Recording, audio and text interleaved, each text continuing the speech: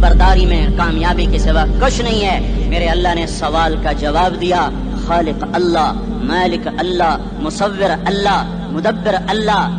اور اس زمین آسمان پر حکومت کرنے والا تنے تنہا اللہ۔ پھر اللہ دوسرا سوال کرتا ہے، افحسبتم انما خلقناکم عبثا، ایک بات تو بتاؤ تمہیں بیکار پیدا کیا ہے؟ دوسرا سوال، ایحسب الانسان ان یترک سدی، ایک بات تو بتاؤ موت کے بعد تمہیں کوئی نہیں پوچھے گا، مر کے مٹی ہو جاؤ گے؟ سوال میں بڑی طاقت ہے، بولنے والا بڑی طاقت سے بول رہا ہے، بولنے والا بڑی طاقت سے بول رہا ہے۔ جیسے ہم اپنی مکھی کو مسل کر کہتے ہیں نا، کیا حقیر مکھی، اللہ کے لہجے میں طاقت ہے یہاں۔ افحسبتم انما خلقناکم عبثا، اسلام آباد میں بیکار پیدا ہوئے ہو؟ اسلام آباد میں بیکار پیدا ہوئے ہو؟ ایحسب الانسان ان یترک سدی، موت کے بعد کوئی نہیں پوچھے گا، کیڑے کھانے کے بعد ختم ہو جاؤ گے؟ ما خلقنا السماوات والارض وما بینہما لاعبین، کیا سمجھتے ہو میں نے زمین آسمان صرف کھیل کود کے لیے پیدا کیا ہے؟ اب پھر یہاں اللہ نے ہمیں اٹکا دیا، بتاؤ کیوں پیدا کیا ہے، بتاؤ کیوں آئے ہو، کیوں زمین بنی، کیوں آسمان کی چھت تانی گئی، کیوں تو گندے پانی سے اس روپ میں آیا، اور کیوں چلتے چلتے تجھے موت نے آ کے دبوچا اور تجھے زیر زمین پہنچایا، کیوں ہے؟ کیوں ہے؟ کسی کے پاس کوئی جواب نہیں ہے، کوئی جواب نہیں ہے، کوئی جواب نہیں ہے، اللہ خود اس کا جواب دیتا ہے، وما خلقت الجن والانس الا لیعبدون، تمہیں پیدا کیا ہے دیکھنا چاہتا ہوں میرے بندے بن کے چلتے ہو کہ نہیں چلتے ہو، میرے بندے بن کے چلو۔ خلق الموت والحیات، زندگی موت کو کیوں بنایا؟ لیبلوکم ایکم احسن عملا، میں دیکھنا چاہتا ہوں اسلام آباد میں مجھے کون راضی کرتا ہے، نفس و شیطان کو کون راضی کرتا ہے، اچھا عمل کون کر کے آتا ہے، برا عمل کون کر کے آتا ہے۔ انا جعلنا ما علی الارض زینۃ لها لنبلوہم ایہم احسن عملا، میں نے جو اسلام آباد کو خوبصورت بنایا،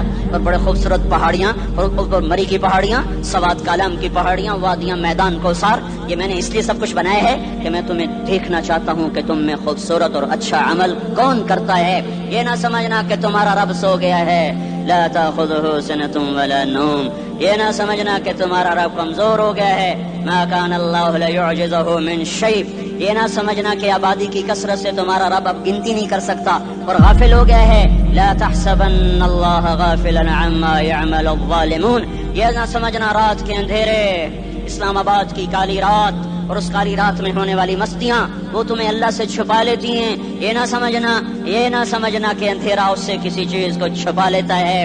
سواء منکم من اسر القول ومن جہر بہ ومن هو مستخف باللیل وصارب بالنہار، رات کے اندھیرے میں کرو، دن کے اجالے میں کرو، پہاڑ کی غار میں کرو، زمین کی تہ میں کرو، چوٹیوں پر بیٹھ کر کرو، میدانوں میں چھپ کر کرو، خلاؤں میں کھو کر گم ہو کر کرو، جو بھی کرو گے تیرے رب کی طاقتور نظر تمہارے اوپر پڑ رہی ہے، غافل نہیں ہے، رات کے ناچنے والوں کو بھی دیکھ رہا ہے اور رات کے رونے والے کو بھی دیکھ رہا ہے، گھنگرو باندھ کے ناچنے والی بھی اس کے سامنے ہے اور مسلح پہ کھڑے ہو کر بے قراری سے اللہ کو یاد کرنے والی بھی اس کے سامنے ہے، پوسٹر کی زینت بن کے فون بیچنے کے لیے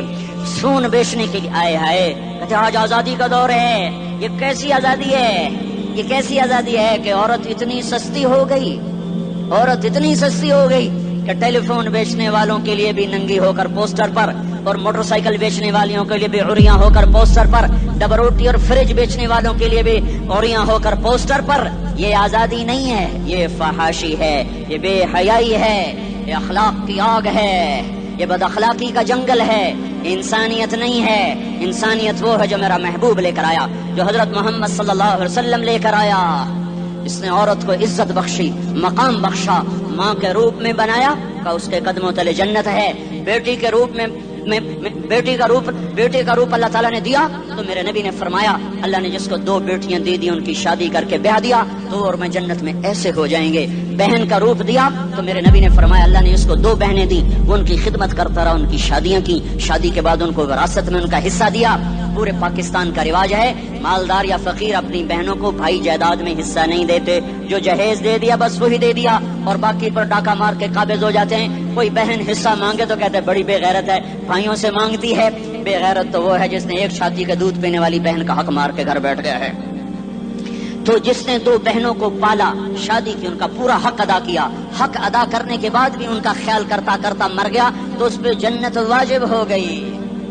बीवी के रूप में आई तो अल्लाह ताला के नबी ने फरमाया बेहतरीन मुसलमान वो है जो अपनी बीवी के साथ अच्छा सलूक करे, और मैं सबसे अच्छा सलूक करता हूँ अपनी बीवियों के साथ, और बेहतरीन माल वो है जो तुम अपनी बीवी पर खर्च करते हो और अपने बच्चों पर खर्च करते हो। अल्लाह तबारक व तआला ने इस्लाम को औरत की इज्जत का जरिया बनाया। ये औरत की इज्जत नहीं है कि घुंघरू बांध कर वो स्टेज पर उसकी झंकार पहाड़ों को भी छलनी कर रही हो और ईमान के भी जनाजे उठ रहे हों। क्या जुल्म सितम है, जो उम्मत हया फैलाने आई थी वही बेहयाई के अड्डे चलाने बैठ गई।